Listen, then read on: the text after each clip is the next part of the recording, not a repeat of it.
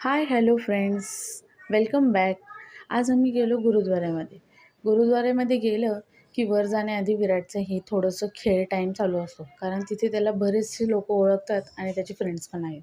मग वरती गेलो, मत्था टेकला आणि खूप शांत आणि पीसफुल वाटतं. तिथे गेले ना असं वाटतं परत येऊच नाही. मग त्याच्यानंतर प्रसाद घेतला, लंगर खाल्लं आणि आलो की विराटने मध्येच थांबवलं डोसा खायचं. मग पाणीपुरी खाल्ली, मग पापडी चाट खाल्ला. असं करता करता त्याने 2-3 ठिकाणी थांबवलं.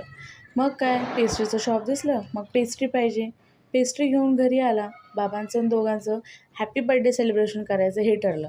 मग सेलिब्रेशन केलं आणि पेस्ट्री एकट्यानंच खाल्ली. कोणालाही हात नाही लावून दिला. म्हणे तो माझीच पेस्ट्री आहे. पेस्ट्री पस्त केली आणि मग झोपायची तयारी. झोपताना त्याचं हे किसी, कुठे टाईमपास, मग हे मसाज करणं, आईला बाबाला डोकं दाबणं हे चालू असतं.